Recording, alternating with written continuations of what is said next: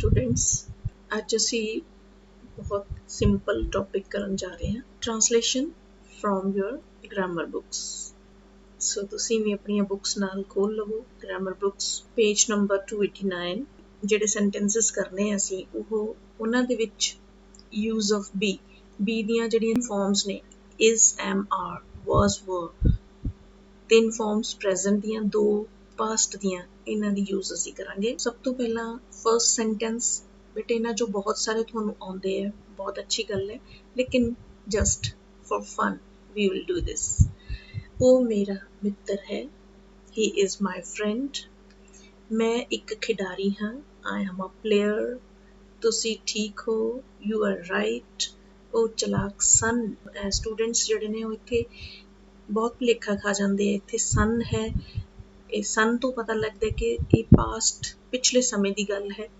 ਸੋ ਇੱਥੇ ਬੱਚੇ ਕਨਫਿਊਜ਼ ਹੋ ਜਾਂਦੇ ਨੇ ਜਾਂ ਕਹਿ ਲਓ ਕਿ ਧਿਆਨ ਨਹੀਂ ਦਿੰਦੇ ਉਹ ਪ੍ਰੈਜ਼ੈਂਟ ਦੇ ਵਿੱਚ ਹੀ ਇਹਦੀ ਜਿਹੜੀ ਟ੍ਰਾਂਸਲੇਸ਼ਨ ਉਹ ਕਰ ਦਿੰਦੇ ਆ ਸੋ ਬਹੁਤ ਧਿਆਨ ਦੇ ਨਾਲ ਬੇਟੇ ਤੁਹਾਨੂੰ ਪਤਾ ਹੈ ਜਦੋਂ ਜ਼ਿਆਦਾ ਜਣੇ ਹੋਣ ਤਾਂ ਉਹ ਦੀ ਇੰਗਲਿਸ਼ ਹੁੰਦੀ ਹੈ ਦੇ ਜਦੋਂ ਇੱਕ ਬੰਦੇ ਦੀ ਗੱਲ ਕੀਤੀ ਹੈ ਉਹ ਤਾਂ ਉਹ ਹੀ ਆਏਗਾ ਸੋ ਹੁਣ ਜ਼ਿਆਦਾ ਨੇ ਚਲਾਕ ਸਨ ਬਹੁਤ ਹੀ ਜਣੇ ਹੈ ਤਾਂ ਫਿਰ ਦੇ ਸਨ ਪਾਸਟ ਸਮੇਂ ਦੀ ਗੱਲ ਹੈ ਤੇ ਵਰ ਜੇ ਪ੍ਰੈਜ਼ੈਂਟ ਦੀ ਗੱਲ ਹੁੰਦੀ ਉਹ ਚਲਾਕ ਹਨ ਤਾਂ ਦੇ ਆਰ ਕਲੇਵਰ ਆਣਾ ਸੀਗਾ ਹੁਣ ਪਾਸਟ ਸਮੇਂ ਦੀ ਗੱਲ ਹੈ ਦੇ ਵਰ ਕਲੇਵਰ ਅਮਿਤ ਮੇਰਾ ਵਿਦਿਆਰਥੀ ਸੀ ਅਮਿਤ ਵਾਜ਼ ਮਾਈ ਸਟੂਡੈਂਟ ਜਦੋਂ ਪਾਸਟ ਸਮੇਂ ਦੀ ਗੱਲ ਹੁੰਦੀ ਹੈ ਉਦੋਂ ਬੇਟੇ ਵਾਜ਼ ਜਾਂ ਵਰ ਚੋਂ ਇੱਕ ਚੀਜ਼ ਲੱਗਦੀ ਹੈ ਜਦੋਂ ਪ੍ਰੈਜ਼ੈਂਟ ਦੀ ਗੱਲ ਹੁੰਦੀ ਹੈ ਕਿ ਉਹ ਮੇਰਾ ਮਿੱਤਰ ਹੈ ਮੈਂ ਇੱਕ ਖਿਡਾਰੀ ਹਾਂ ਤੁਸੀਂ ਚਲਾਕ ਹੋ ਤਾਂ ਇਸ ਐਮਆਰ ਦੀ ਵਰਤੋਂ ਹੁੰਦੀ ਹੈ ਨੈਕਸਟ ਇਜ਼ ਉਹ ਲੇਖਕ ਨਹੀਂ ਹੈ ਹੀ is not a writer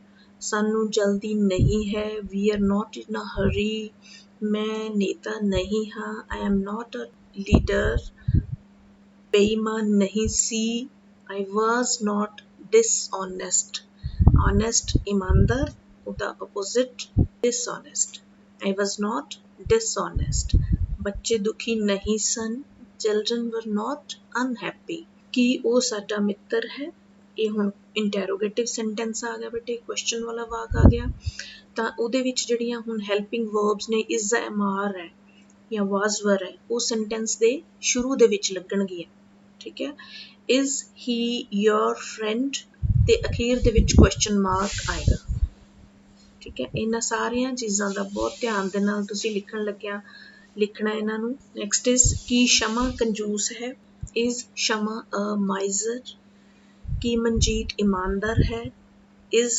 Manjeet honest ਕੀ ਤੁਸੀਂ ਸਹੀ ਸੀ were you right ਕੀ ਲੜਕੇ ਖੁਸ਼ ਸਨ were ਹੁਣ ਦੇਖੋ ਲੜਕੇ ਜ਼ਿਆਦਾ ਹੈ ਤਾਂ ਨਾਲੇ ਸਨ ਹੈ ਤਾਂ ਫਿਰ were ਲੱਗੇਗਾ were ਪਹਿਲਾਂ ਆਏਗਾ were the boys happy so next exercise for practice ਉਹ ਭੁੱਖਾ ਹੈ he is hungry ਇਮਾਨਦਾਰੀ ਸਭ ਤੋਂ ਉੱਤਮ ਨੀਤੀ ਹੈ honesty is the best policy ਮੈਂ ਕਵੀ ਹਾਂ I am a poet ਸਾਨੂੰ ਰੋਜ਼ ਸੈਰ ਕਰਨੀ ਚਾਹੀਦੀ ਹੈ we should take a walk ਉਹ ਭ੍ਰਿਸ਼ਟ ਨਹੀਂ ਸਨ ਭ੍ਰਿਸ਼ਟ corrupt they were not corrupt ਹੁਣ ਬੇਟੇ ਤੁਸੀਂ ਉਸੇ ਗੱਲ ਦਾ ਧਿਆਨ ਰੱਖਣਾ ਹੈ ਕਿ ਜੇ ਤੇ ਅਖੀਰ ਦੇ ਵਿੱਚ ਹੈ ਜਾਂ ਹਨ ਹੈ ਤਾਂ is am are the use ਹੋਣੀ ਹੈ ਜੇ ਅਖੀਰ ਵਿੱਚ ਸੀ ਜਾਂ ਸਨ ਹੈ ਤਾਂ was were ਦੀ ਵਰਤੋਂ ਹੋਏਗੀ ਇਹ ਮਕਾਨ ਵਿਕਾਊ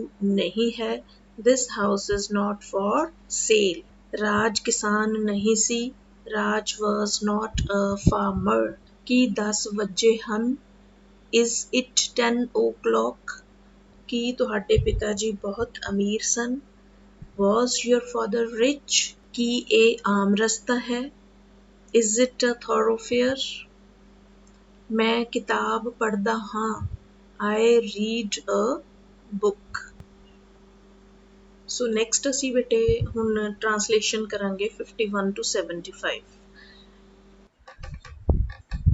so students you're watching my video and look here these two guys are talking to each other one is asking a question to another what question he asked how did you get there कि तू वो पूछ रहे दूसरे नू कि तू उत्थे किस तरह गया।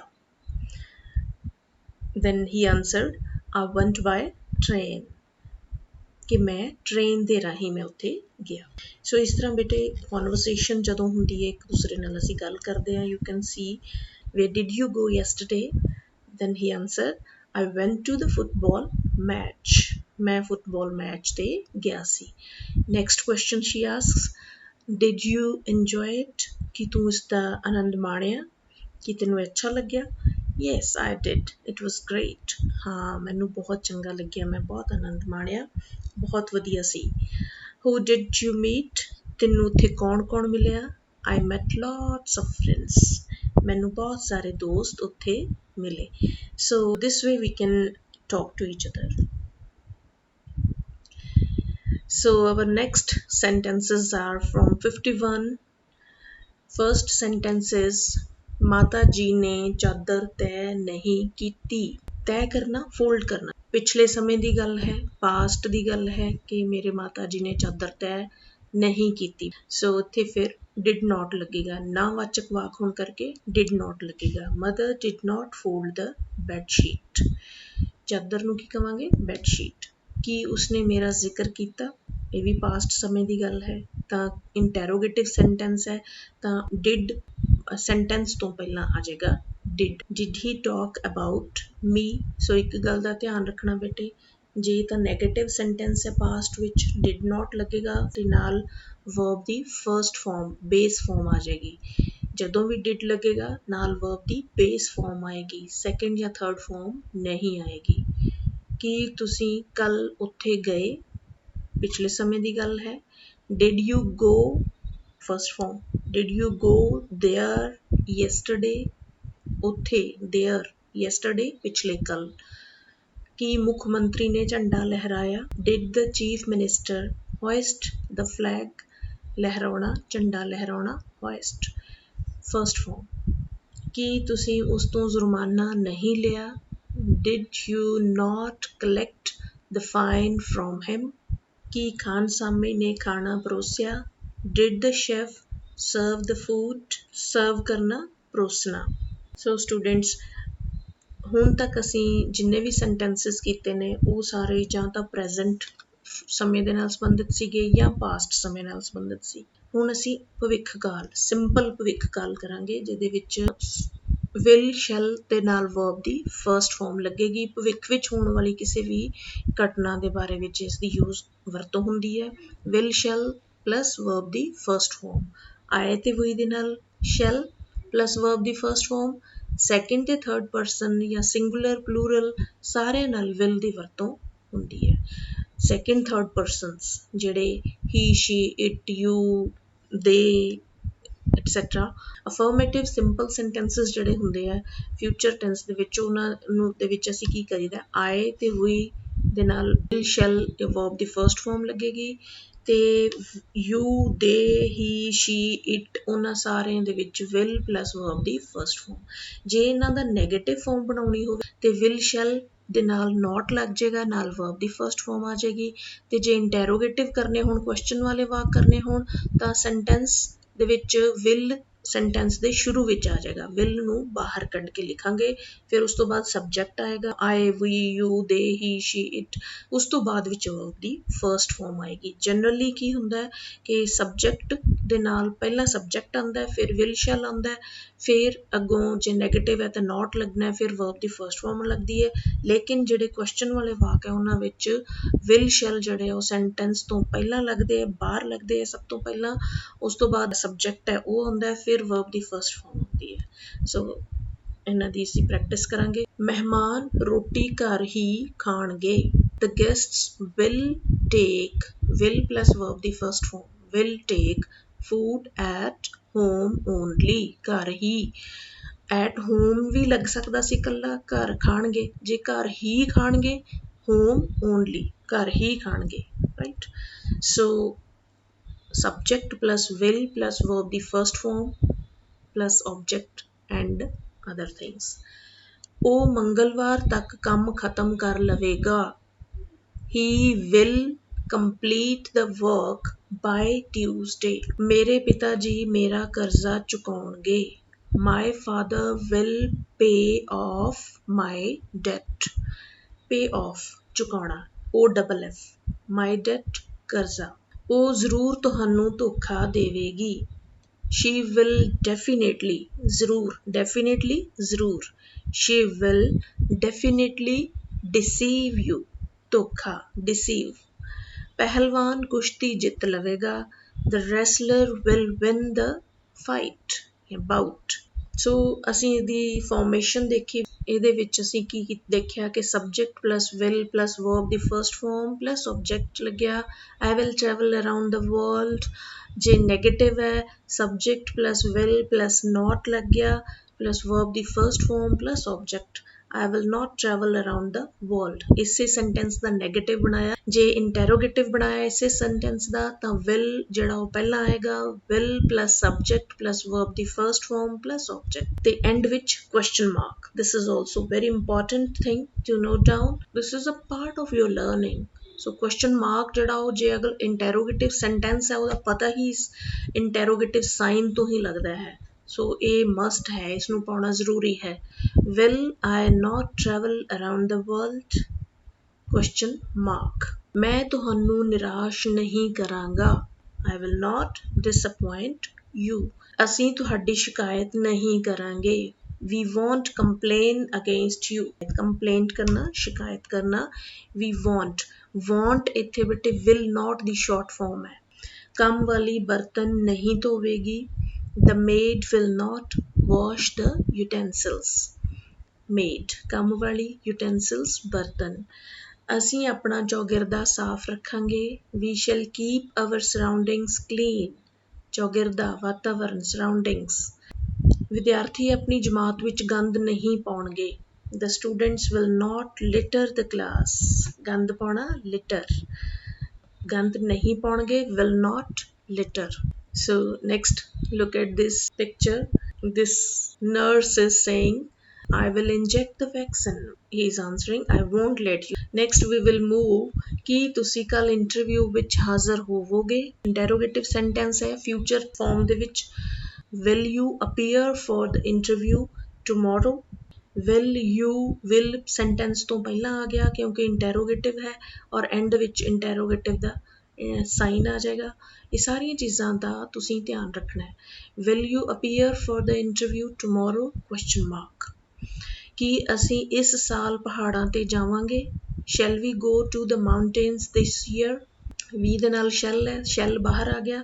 Shall we go to the mountains this year? Question mark। ਕੀ ਤੁਸੀਂ ਅੱਜ ਬਿੱਲ ਬਣਾ ਲਵੋਗੇ? Will you prepare the bill today? ਕੀ ਉਸਨੂੰ ਕਦੀ ਬੋਲਣ ਦਾ ਤਰੀਕਾ ਆਵੇਗਾ? Will he ever learn how to speak? ਕੀ ਉਹ ਸਾਡੇ ਲਈ ਚਾਹ ਬਣਾਵੇਗੀ? Will she prepare tea for us? So next is present continuous tense। ਜਦੋਂ ਕੋਈ ਕੰਮ ਕੰਟੀਨਿਊ ਹੋ ਰਿਹਾ ਹੋਵੇ, ਵਰਤਮਾਨ ਸਮੇਂ ਦੇ ਵਿੱਚ ਕੰਮ ਅਜੇ ਚੱਲ ਰਿਹਾ ਹੁੰਦਾ ਹੈ ਤਾਂ ਉਸ ਵੇਲੇ ਅਸੀਂ ਪ੍ਰੈਜ਼ੈਂਟ ਕੰਟੀਨਿਊਸ ਟੈਂਸ ਦੀ ਵਰਤੋਂ ਕਰਦੇ ਹਾਂ। ਔਰ ਇਸ ਦੇ ਵਿੱਚ ਪੰਜਾਬੀ ਦੇ ਵਿੱਚ ਕੀ ਪਹਿਚਾਣ ਹੁੰਦੀ ਹੈ ਇਹਨਾਂ ਦੀ? ਵਾਕਾਂ ਦੇ ਅਖੀਰ ਦੇ ਵਿੱਚ ਰਿਹਾ ਹੈ, ਰਹੇ ਹਨ, ਰਹੀ ਹੈ, ਰਿਹਾ ਹੈ ਲੱਗਦਾ ਹੈ। ਇਹ ਸਬਜੈਕਟ ਤੇ ਡਿਪੈਂਡ ਕਰਦਾ ਹੈ ਕਿ ਇਸ ਦੇ ਇੱਕ ਵਚਨ ਦੇ ਨਾਲ ਹੈ ਤਾਂ ਇਜ਼ ਲੱਗੇਗਾ, ਆਈ ਦੇ ਨਾਲ ਐਮ ਲੱਗੇਗਾ ਔਰ ਪਲੂਰਲਸ ਦੇ ਨਾਲ ਆਰ ਲੱਗੇਗਾ। ਉਸ ਤੋਂ ਬਾਅਦ ਵਿੱਚ ਵਰਬ ਦੀ ਫਰਸਟ ਫਾਰਮ ਲੱਗਦੀ ਹੈ, ਨਾਲ ING ਦੀ ਵਰਤੋਂ ਹੁੰਦੀ ਹੈ। ਸੋ ਇਹ ਸਾਰੀਆਂ ਚੀਜ਼ਾਂ ਜਿਹੜੀਆਂ ਨੇ subject plus ISMR plus verb ਦੀ ਫਰਸਟ ਫਾਰਮ, ਇਹ ਸਾਰੇ ਮਿਲ ਕੇ ਪ੍ਰੈਜ਼ੈਂਟ ਕੰਟੀਨਿਊਸ ਟੈਂਸ ਫਾਰਮ ਕਰਨਗੇ। ਇਹਦੀ ਫਾਰਮੇਸ਼ਨ ਅਸੀਂ ਦੇਖਦੇ ਹਾਂ। ਆਈ ਦੇ ਨਾਲ ਕੀ ਲੱਗਦਾ? ਐਮ ਪਲੱਸ ਵਰਬ ਦੀ ਫਰਸਟ ਫਾਰਮ ਪਲੱਸ ING। ਤੇ ਜੇ ਨੈਗੇਟਿਵ ਬਣਾਉਣਾ ਹੋਵੇ ਆਈ ਦੇ ਨਾਲ ਐਮ ਤੇ ਨੋਟ ਤੇ ਵਰਬ ਦੀ ਫਰਸਟ ਫਾਰਮ ਤੇ ING। ਇਸੇ ਤਰ੍ਹਾਂ we, you, they, ਇਹ ਸਾਰੇ ਪਲੂਰਲਸ ਵਾਂਗ ਅਸੀਂ ਟਰੀਟ ਕਰਦੇ ਹਾਂ ਇਹਨਾਂ ਨੂੰ। ਆਰ ਇਹਨਾਂ ਨਾਲ ਲੱਗੇਗਾ ਪਲੱਸ ਵਰਬ ਦੀ ਫਰਸਟ ਫਾਰਮ ਪਲੱਸ ING ਔਰ ਨੈਗੇਟਿਵ 'ਚ ਆਰ ਨੋਟ ਲੱਗ ਜਾਏਗਾ। ਸੋ ਇਸੇ ਤਰੀਕੇ ਨਾਲ ਹੀ, ਸ਼ੀ, ਇਟ ਦੇ ਨਾਲ ਇਜ਼ ਲੱਗੇਗਾ, ਇੱਕ ਵਚਨ ਨੇ ਸਾਰੇ। ਸੋ ਇਹਨਾਂ ਦੇ ਵਿੱਚ is plus verb the first farm plus ING। Negative 'ਚ ਇਜ਼ ਨੋਟ ਪਲੱਸ ING ਤੇ ਇੰਟੈਰੋਗੇਟਿਵ 'ਚ ISMR ਜਿਹੜੇ ਉਹ ਸੈਂਟੈਂਸ ਤੋਂ ਪਹਿਲਾਂ ਆ ਜਾਂਦੇ ਆ, ਬਾਹਰ ਆ ਜਾਂਦੇ ਆ। ਸੋ ਲੁੱਕ ਐਟ ਦਿਸ ਪਿਕਚਰ। ਅਸੀਂ ਇਸ ਨੂੰ ਕਿਸ ਤਰ੍ਹਾਂ ਅਲੱਗ-ਅਲੱਗ ਤਰੀਕਿਆਂ ਦੇ ਨਾਲ ਇਹਨਾਂ ਵਰਡਸ ਨੂੰ ਯੂਜ਼ ਕਰਕੇ ਸੈਂਟੈਂਸ ਬਣਾ ਸਕਦੇ ਹਾਂ। ਜਿਵੇਂ ਲੜਕੇ ਵਾਸਤੇ ਜਿਹੜਾ ਪ੍ਰੋਨਾਊਨ ਯੂਜ਼ ਹੁੰਦਾ ਉਹ ਹੀ ਹੁੰਦਾ, ਲੜਕੀ ਵਾਸਤੇ ਪ੍ਰੋਨਾਊਨ ਸ਼ੀ ਵਰਤਿਆ ਜਾਂਦਾ ਔਰ ਇਹ ਦੋਨੇ ਇੱਕ ਵਚਨ ਨੇ। ਔਰ ਇਹਨਾਂ ਦੇ ਨਾਲ ਜਦੋਂ ਅਸੀਂ ਹੈਲਪਿੰਗ ਵਰਬ ਜੋੜਨੀ ਹੈ ਤਾਂ ਇਜ਼ ਹੀ ਆਏਗੀ ਪ੍ਰੈਜ਼ੈਂਟ ਟੈਂਸ ਦੇ ਵਿੱਚ। ਆਰ ਬਹੁਵਚਨਾਂ ਦੇ ਨਾਲ ਆਉਂਦੀ ਹੈ, ਦੇ ਨਾਲ ਆਰ ਆਏਗਾ, ਇਟ ਦੇ ਨਾਲ ਇਜ਼ ਆਏਗਾ। ਸੋ ਇਸ ਤਰ੍ਹਾਂ ਕੰਬੀਨੇਸ਼ਨ ਬਣਾ ਕੇ ਅਸੀਂ ਇਸ ਤਰ੍ਹਾਂ ਇਹਨਾਂ ਦੇ ਦੇਖ ਸਕਦੇ ਹਾਂ। ਹੀ is dancing, he is drinking, he is eating, he is walking, he is typing, he is jumping। ਇਹ ਸਾਰਾ ਇੱਕ ਸੈੱਟ ਬਣ ਗਿਆ। Next she is dancing, she is drinking, she is eating, she is walking, she is typing, she is jumping। ਇਸੇ ਤਰੀਕੇ ਨਾਲ ਦੇ ਨਾਲ is ਨਹੀਂ ਲੱਗੇਗਾ, ਆਰ, ਕਿਉਂਕਿ ਬਹੁਵਚਨ ਨੇ, ਆਰ ਲੱਗੇਗਾ।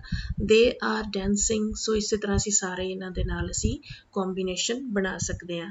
ਇਟ ਨੂੰ ਵੀ ਇਸੇ ਤਰ੍ਹਾਂ ਕਰ ਸਕਦੇ ਹਾਂ। ਜੇ ਕੋਈ ਐਨੀਮਲ ਹੈ ਤਾਂ ਡੌਗ ਹੈ, ਕੈਟ ਹੈ, ਉਸ ਦੇ ਵਾਸਤੇ ਅਸੀਂ ਇਟ ਲਗਾ ਸਕਦੇ ਹਾਂ, ਉਸ ਦਾ ਪ੍ਰੋਨਾਊਨ ਇਟ ਲਗਾ ਸਕਦੇ ਹਾਂ। ਪ੍ਰੈਜ਼ੈਂਟ ਕੰਟੀਨਿਊਅਸ ਟੈਂਸ ਦੀ ਐਗਜ਼ਾਮਪਲਸ ਕਰਦੇ ਹਾਂ। ਨੇਤਾ ਜੀ ਇੱਧਰ ਉੱਧਰ ਦੀਆਂ ਗੱਲਾਂ ਮਾਰ ਰਹੇ ਹਨ, ਅਖੀਰ ਵਿੱਚ ਆ ਗਿਆ ਰਹੇ ਹਨ। ਇਹ ਪ੍ਰੈਜ਼ੈਂਟ ਹੈ ਨਾਲੇ ਕੰਟੀਨਿਊਅਸ ਹੈ। ਕੰਟੀਨਿਊ ਪਤਾ ਲੱਗਦਾ ਰਹੇ ਔਰ ਪ੍ਰੈਜ਼ੈਂਟ ਲੱਗਦਾ ਹਨ, ਇਸ ਤੋਂ ਪਤਾ ਲੱਗਦਾ। ਸੋ ਇਹਨਾਂ ਗੱਲਾਂ ਦਾ ਧਿਆਨ ਰੱਖਦੇ ਹੋਏ ਤੁਸੀਂ ਇਹਨਾਂ ਤੇ ਜਿਹੜੇ ਰੂਲਸ ਨੇ ਉਹ ਅਪਲਾਈ ਕਰਨੇ ਆ। ਰਹੇ ਹਨ ਵਾਸਤੇ is mr plus verb the first farm ਨਾਲ ing। the leader is beating about the bush। ਇੱਧਰ ਉੱਧਰ ਦੀਆਂ ਗੱਲਾਂ ਮਾਰਨ ਨੂੰ ਕਹਿੰਦੇ ਨੇ beating about the bush। ਇਹ ਲੀਡਰ ਇੱਕ ਵਚਨ ਹੈ, ਸਿੰਗੂਲਰ ਹੈ ਤਾਂ is ਲੱਗੇਗਾ। verb ਦੀ ਫਸਟ ਫਾਰਮ beat ਨਾਲ ing, ਠੀਕ ਹੈ। ਨੈਕਸਟ ਇਜ਼ ਉਹ ਤੌਲੀਆ ਨਿਚੋੜ ਰਹੀ ਹੈ। ਸੋ ਰਹੀ ਹੈ ਤੋਂ ਪਤਾ ਲੱਗਦਾ ਹੈ ਕਿ ਉਹ ਲੜਕੀ ਹੈ ਔਰ ਇੱਕ ਹੈ। ਸੋ ਉਸ ਇੱਕ ਲੜਕੀ ਵਾਸਤੇ ਅਸੀਂ ਪ੍ਰੋਨਾਊਨ ਯੂਜ਼ ਕਰਾਂਗੇ, ਕਿਉਂਕਿ ਇੱਥੇ ਕੋਈ ਪ੍ਰੋਪਰ ਨਾਊਨ ਨਹੀਂ ਦਿੱਤਾ, ਉਹ ਲਿਖਿਆ ਹੈ। ਸੋ ਉਹ ਨੂੰ ਅਸੀਂ ਕਵਾਂਗੇ ਸ਼ੀ। ਸ਼ੀ ਦੇ ਨਾਲ ਇਜ਼ ਲੱਗੇਗਾ। She is ringing out the towel. Ringing out ਨਿਚੋੜਨਾ। ਰਮੇਸ਼ ਆਪਣੇ ਕੱਲ੍ਹ ਦੇ ਇਮਤਿਹਾਨ ਦੀ ਤਿਆਰੀ ਕਰ ਰਿਹਾ ਹੈ। ਹੁਣ ਪ੍ਰੋਪਰ ਨਾਊਨ ਆ ਗਿਆ ਰਮੇਸ਼ ਔਰ ਉਹ ਇੱਕ ਹੈ, ਰਮੇਸ਼ ਇੱਕ ਲੜਕਾ ਹੈ। Ramesh is preparing for his exam the next day। Prepare ਕਰਨਾ, ਤਿਆਰੀ ਕਰਨੀ। ਅਧਿਆਪਕ ਸਾਨੂੰ ਚੰਗੇ ਕੰਮ ਕਰਨ ਲਈ ਪ੍ਰੇਰਿਤ ਕਰ ਰਿਹਾ ਹੈ। ਪ੍ਰੇਰਿਤ ਕਰ ਰਿਹਾ ਹੈ, ਟੀਚਰ ਹੈ, ਅਧਿਆਪਕ ਹੈ, ਕੋਈ ਵੀ ਅਧਿਆਪਕ ਹੈ ਔਰ ਇੱਕ ਹੈ। ਸੋ ਇੱਕ ਵਚਨ ਹੈ। the teacher is motivating us to do good deeds। motivate ਕਰਨਾ, ਪ੍ਰੇਰਿਤ ਕਰਨਾ। So next is examples with quiz। read each sentence and tell the related tense। ਹੁਣ ਤੁਸੀਂ ਕੀ ਕਰਨਾ ਬੇਟੇ, ਹੁਣ ਤੁਹਾਡਾ ਪ੍ਰੈਕਟਿਸ ਵਾਲਾ ਕੰਮ ਸ਼ੁਰੂ ਹੋ ਗਿਆ ਕਿ ਤੁਸੀਂ ਸੈਂਟੈਂਸਸ ਨੂੰ ਇਹਨਾਂ ਨੂੰ ਪੜ੍ਹੋ ਔਰ ਇਹ ਦੱਸੋ ਕਿ ਇਹ ਕਿਸ ਟੈਂਸ ਨਾਲ ਸੰਬੰਧ ਰੱਖਦੇ ਆ। ਜਿਵੇਂ ਉਹ ਪਿਛਲੇ ਸਾਲ ਇਸ ਸਕੂਲ ਵਿੱਚ ਪੜ੍ਹਦਾ ਸੀ। he studied in this school last year। ਕਿਸ ਟੈਂਸ ਦੀ ਗੱਲ ਹੈ। ਮੈਂ ਕੱਲ ਨਹੀਂ ਆਵਾਂਗਾ। I shall not come tomorrow। ਕਿਸ ਟੈਂਸ ਦੇ ਵਿੱਚ ਹੈ। ਉਹ ਅਗਲੇ ਮਹੀਨੇ ਦੌਰਾ ਕਰੇਗਾ। he will visit next month। ਮੈਂ ਤੁਹਾਨੂੰ ਮਿਲਾਂਗਾ। I will meet you। ਮੈਂ ਤੁਹਾਨੂੰ ਅਦਾਲਤ ਵਿੱਚ ਦੇਖਾਂਗਾ। I will see you in the court। ਮੈਂ ਅੱਜ ਨਹੀਂ ਆਵਾਂਗਾ। I will not come today। ਮੈਂ ਇਹ ਵਾਕ ਲਿਖ ਰਿਹਾ ਹਾਂ। I am writing this sentence।